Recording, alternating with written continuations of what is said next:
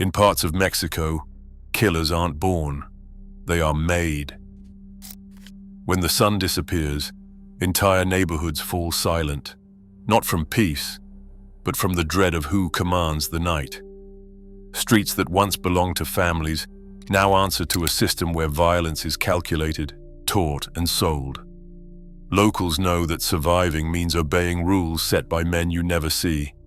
But entering the minds behind cartel killings reveals something darker, because what happens next is far more disturbing than the killings themselves. After dark, the rules of the street change. In towns scattered across Sinaloa, Tamaulipas, and the borderlands, windows close long before midnight. Families gather in the smallest rooms, lights dimmed, voices low. Not because the law demands it, but because everyone knows who truly holds authority. A single pickup truck crawling past the corner, headlights off, is enough to empty a plaza. The sound of distant engines, the flash of a radio, the silhouette of men with rifles, these are warnings. No one needs to say a word. Children learn early which alleys to avoid, which faces to forget. Storefronts that once stayed open for evening customers now shutter at dusk. The last bus leaves before sunset, and anyone caught walking after is assumed to be either brave, foolish, or marked. In some places, curfews aren't posted on paper. They are passed by whispers. Don't be seen after 9. Don't answer if they knock. Fear hangs in the air, thicker than the dust.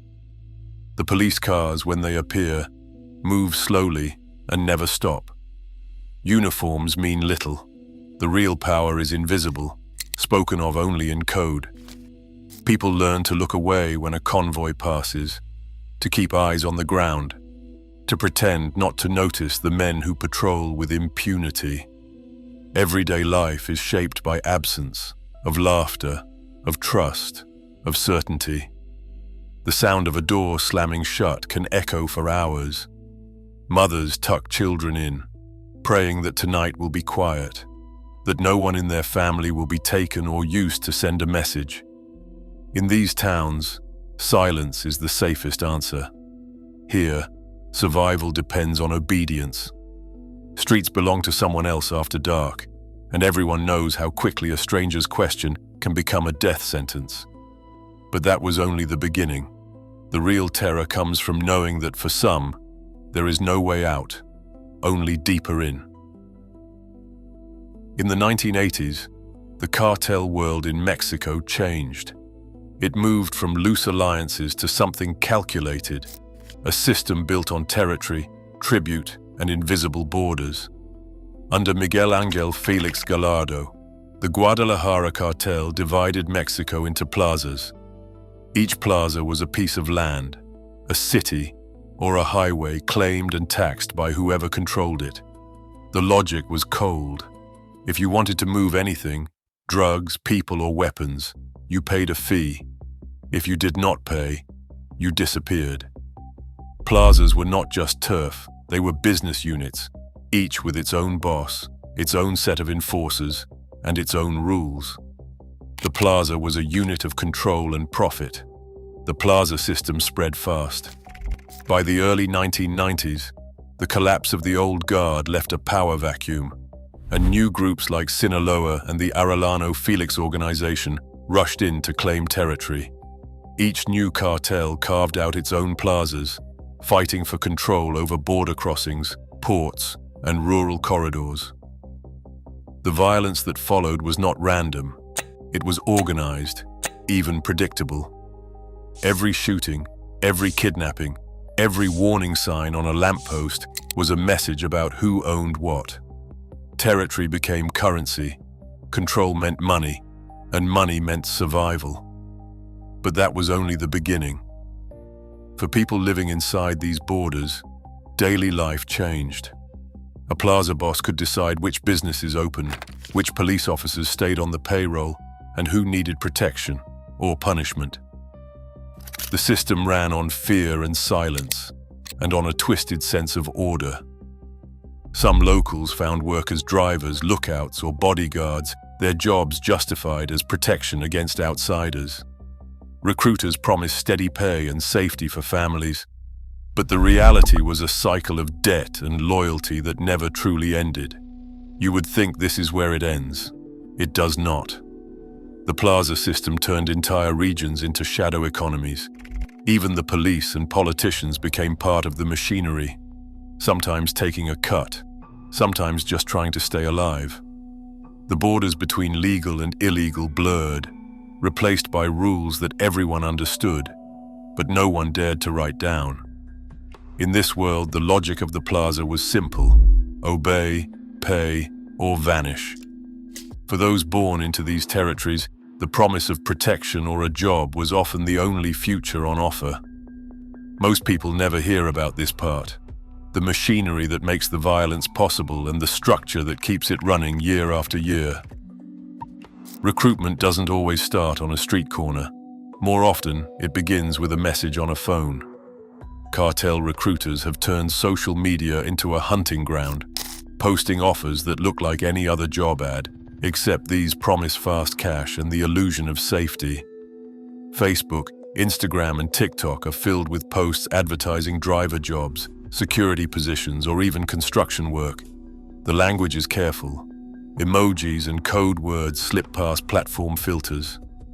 A rooster might stand for CJ&G, while the letters NG reference the same group without ever saying its name. Hashtags like #𝗧𝗶𝗺𝗀𝗀𝗺𝗧 and #trabajo make these posts blend in with millions of others, hiding in plain sight. Gaming platforms are the new front lines. In chat rooms for Free Fire, Fortnite, and Call of Duty, strangers reach out to young players with private messages. Sometimes recruiters ask, "Do you want to make real money?" Sometimes they promise, "We will cover your travel and give you a place to stay." In 2023, government reports estimated that nearly 9 out of 10 Mexican teens played online games. Cartel recruiters know this. They use gaming lobbies and Discord groups to find kids who are restless, bored, or desperate for a way out of poverty. The first contact feels harmless, even exciting. But that was only the beginning. Once someone responds, the conversation moves to encrypted apps like WhatsApp. Here, recruiters ask for more: personal details, a video, proof that you are serious. The vetting is quick, but the stakes are high. These initial chats are the first step in a carefully built funnel, moving recruits from curiosity to commitment. Most people never hear about this part: the quiet messages, the coded symbols, the way a teenager can go from playing a game to being trapped inside a world where every answer is a test, and every promise comes with a price. A message on WhatsApp is never just a message. After the first contact, the rules change. Recruits are told to send a video, face visible, holding their identification, repeating their full name, age, and hometown. The script is always the same. Say you are joining by choice. Say no one is forcing you. But everyone knows what happens if you refuse. These clips do not just verify identity, they become insurance. A single recording, stored on a cartel device, is enough to guarantee silence. Threats are implied, never spoken. If you try to back out, the video is a leash. For some, it is sent to family as a warning. For others, it is held back, a silent reminder that leaving is not an option. Once the video is sent, instructions follow in quick bursts. Meet at the bus station. Bring only what you need. Do not talk to anyone. The ticket is paid for remotely. Sometimes a stranger hands over a sealed envelope at the counter. Other times a code is texted to unlock a digital pass. Buses become moving cages, packed with teenagers and young men staring straight ahead, clutching backpacks, trying not to make eye contact. The ride is long and silent, crossing checkpoints where drivers know not to ask questions. No one speaks. Some recruits are picked up in border towns, others in city centers. Each is met by someone with a list, checking names, collecting phones, herding the group into waiting vans. The journey ends far from home, on a ranch in Jalisco, a compound in Sinaloa, a shack deep in the Guerrero Mountains. Phones are confiscated. Contact with the outside world is cut. For many, this is the point of no return. The system is designed to erase choices, to make sure that by the time the bus doors close, the only way out is through. But that was only the beginning. Most people never hear about this part, the quiet threats, the silent rides, the way a simple video can become a lifetime sentence. At dawn, the sound of a whistle cuts through the stillness.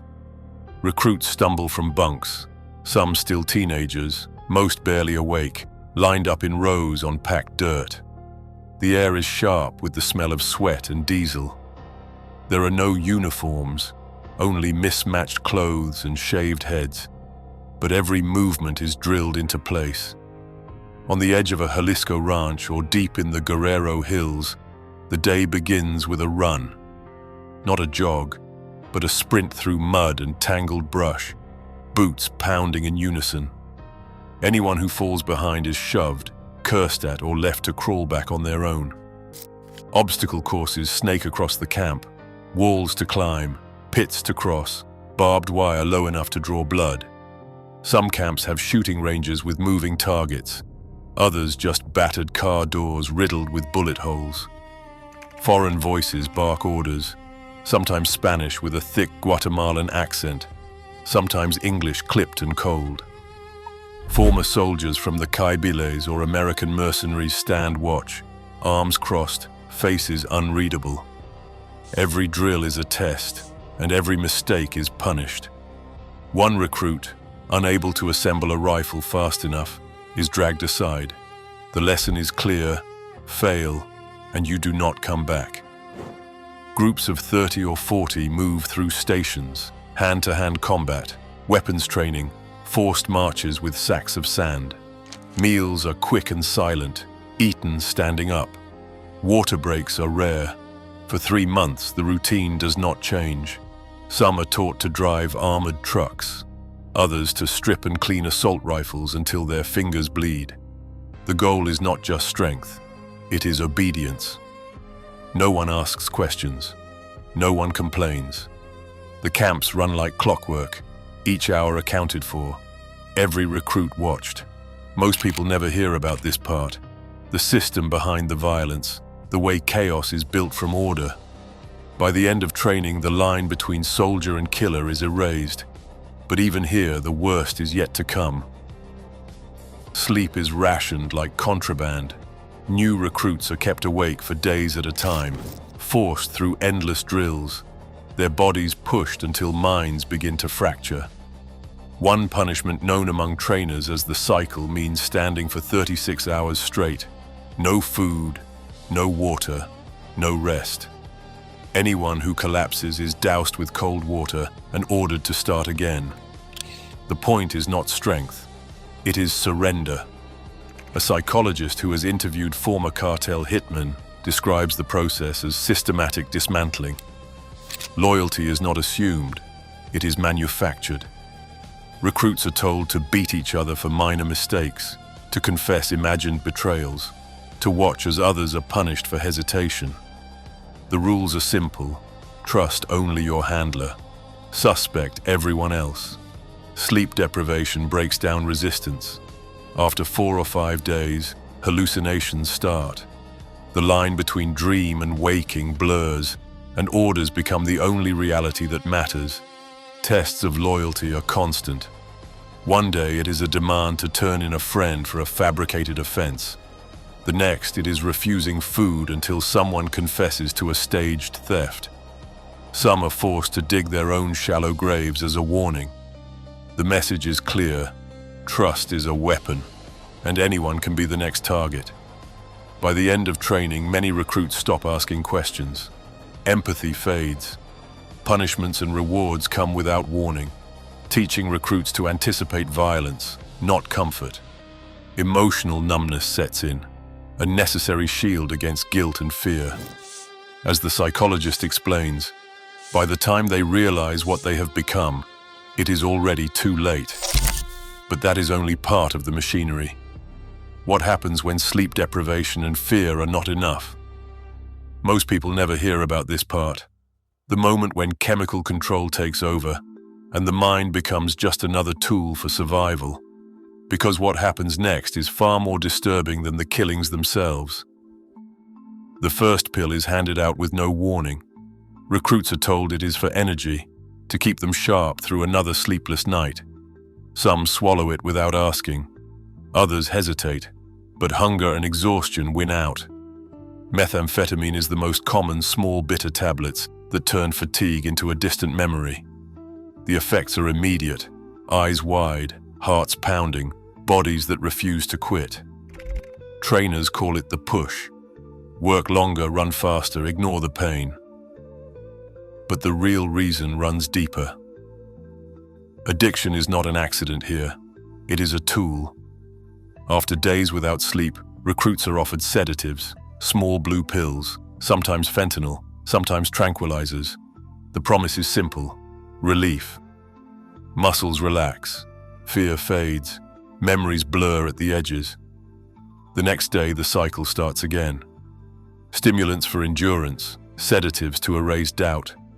The body learns to crave both, and the mind follows. Dependence grows quietly, unnoticed until it is already too late to break free. Trainers keep careful track. Missed doses are punished, not for health, but for control. A recruit who resists the pills is marked as a problem. Those who comply are rewarded with a few hours of rest or an extra ration of food. The message is clear. Obedience means comfort. Disobedience means pain. Over time, the drugs do more than fuel the body. They strip away hesitation, dull empathy, and make violence easier to carry out. Some recruits begin to lose track of time. Days blend into nights. Orders are followed without question. The fear of withdrawal becomes as powerful as the fear of punishment. By the end of training, addiction is just another chain. Most people never hear about this part, the way chemicals turn recruits into tools, and how the promise of relief keeps them locked inside a system that feeds on their dependency. But that was only the beginning. And what happens next shocked even the cartel itself. Orders come before the sun rises. In most cells, the day starts with a list: names, locations, tasks.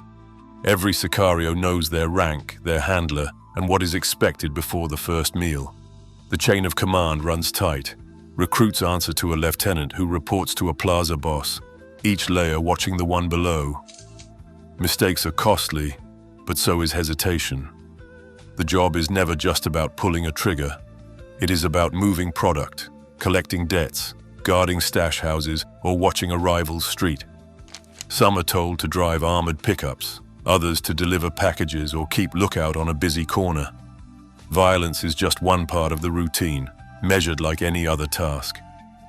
Compensation is promised up front, sometimes cash, sometimes a car, sometimes a safe place for family.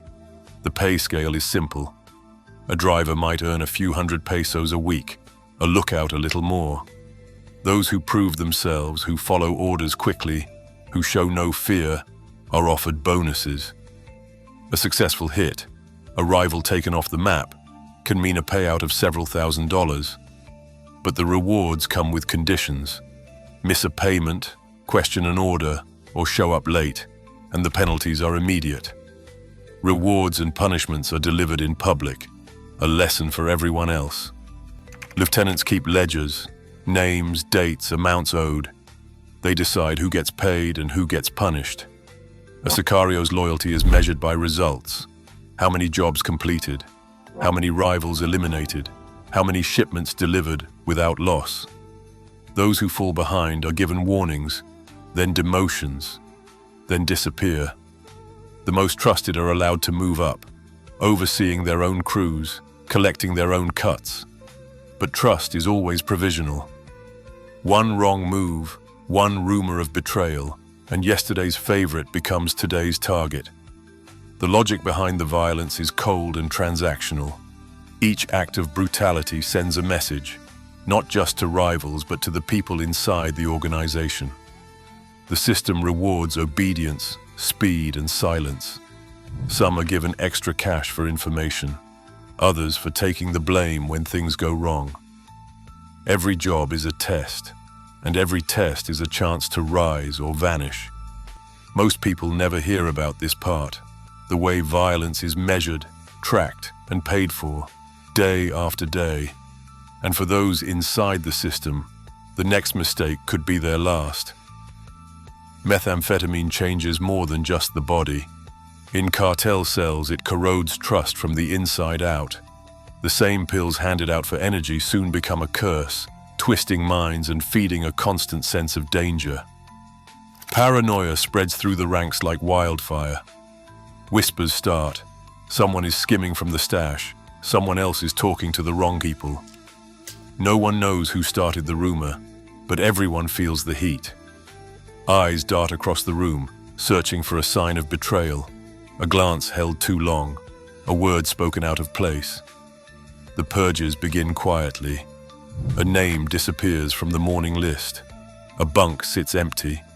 Sometimes a body is found in a ditch outside the camp, hands bound, a single bullet wound. Other times there is no trace at all, just a warning passed down the line. Loyalty is everything, and suspicion is enough. Lieutenants keep watch over their own men, but they are watched too. Even the most trusted can fall.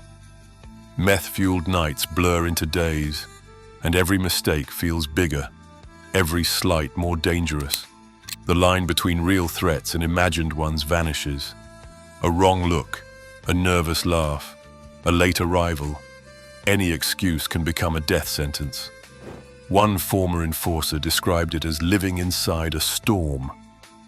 He remembered a night when 3 men were dragged out at dawn, accused of plotting with rivals. No trial, no questions, just a decision made in the dark, fueled by fear and amphetamines. The next day their names were erased from the ledger. The rest of the crew worked in silence, knowing that any one of them could be next. Meth makes it impossible to sleep, impossible to trust, impossible to forget who's watching. The cycle feeds on itself. As paranoia grows, so does the violence. Purges become routine, once a month, then once a week. The ranks thin out, but the fear never leaves. Some try to escape, but addiction drags them back. Withdrawal is its own kind of torture, and the threat of retribution is always close. In the end, the cartel does not need loyalty, only obedience enforced by terror and chemical chains. By the time the paranoia burns through the group, there is nothing left but ghosts and memories. Most people never hear about this part, the way addiction poisons not just the body, but the entire system, turning killers against each other until trust itself is a casualty. And still, this isn't where the story ends. 1 kilogram of fentanyl, smaller than a bag of sugar, can bring in $50,000 for a cartel. That same kilogram, divided and pressed into pills, yields more profit than 50 kilograms of cocaine ever could. A single backpack can hold enough fentanyl to supply an entire city. Sinaloa's synthetic operations alone generate over $11 billion a year, funding bribes, weapons, and endless cycles of violence. The logic is simple but ruthless. Fentanyl's potency is 50 to 100 times stronger than morphine, so tiny amounts pack a deadly punch. 1 kilogram contains more than 1 million doses. Smuggling costs drop, risk shrinks, and even if half a shipment is seized, the profit margin barely flinches. But that was only the beginning. Cartels source precursor chemicals from China and India for a few $1,000s per kilogram, then turn that into a street value that multiplies 100-fold. This new economy is not just about drugs. It is about the power that money brings. Franchise cells operate with near autonomy, each running its own labs, pill presses, and distribution routes. The Sinaloa Cartel and CJNG have both adopted this model, making themselves nearly impossible to dismantle. If one lab falls, another takes its place in days. Factories hidden in warehouses or rural compounds can churn out pills year-round, immune to crop failures or military raids. The profits drive everything. Every dollar earned funds more recruitment, more weapons, more bribes, and more violence. Cartel leaders compete not just for territory, but for market share. Wholesale fentanyl prices at the border dropped from $1.5 million per kilogram in 2017 to just $20,000 in 2023. The volume has exploded. The US market alone accounts for tens of billions in annual revenue, and the death toll, over 100,000 opioid deaths a year, only fuels demand for more. Money is the engine that keeps the system running. Every shipment, every pill, every payment is a link in a chain that stretches from anonymous factories in Mexico to street corners in American cities. Most people never hear about this part, the invisible math that turns chemicals into billions and violence into just another cost of doing business. You would think this is where it ends. It does not. Governments have poured billions into fighting cartel violence, but the system endures. In Mexico's corridors of power, anti-cartel operations are launched with fanfare. Military convoys roll through border cities, and politicians announce new crackdowns. Yet behind closed doors, the math rarely adds up. For every high-profile arrest, a dozen new recruits fill the void. Cartel leaders adapt faster than any government agency can respond, switching routes, shifting alliances, and hiding profits in places the law cannot reach. Corruption seeps through every layer of enforcement. Police chiefs in cartel territories are replaced as quickly as they are sworn in. Some take bribes, others vanish. In 2025, an entire municipal force in Guerrero was disbanded after evidence surfaced of officers moonlighting as lookouts for the 𝗧𝗶𝗺𝗀𝘁. Even federal agencies struggle. Dozens of officials in Mexico's Financial Crimes Unit were indicted for laundering drug money through shell companies and crypto wallets. Cryptocurrency has become a lifeline for cartel logistics, moving millions across borders with a few keystrokes. Investigators trace digital wallets, but each time a network is exposed, another springs up in its place. Rewards for information have never been higher. The US government posted a $10 million bounty for the capture of the Chapitos, sons of 𝗧𝗶𝗺𝗀𝘁. Mexican authorities offer similar sums for top 𝗧𝗶𝗺𝗁 leaders, but these rewards rarely reach anyone willing to talk. Informants face near certain death, and the cartels reach far beyond Mexico's borders. In 2024, US and Mexican officials uncovered a plot to assassinate witnesses in Texas who agreed to testify against cartel operatives. Silence is still the safest currency. Cartel cells now operate like franchises. If a boss is arrested, the crew continues under a new name. Synthetic drug labs destroyed in Jalisco are rebuilt in Michoacán within weeks. Profits from fentanyl and methamphetamine flow through encrypted channels, funding new shipments, weapons, and bribes. The government's victories are real, but temporary. Each crackdown sparks new waves of violence as rival groups fight to fill the vacuum. The cycle repeats, fueled by billions in drug proceeds and a steady supply of desperate recruits. Most people never hear about this part, the endless struggle, the invisible networks, the way every solution becomes just another challenge.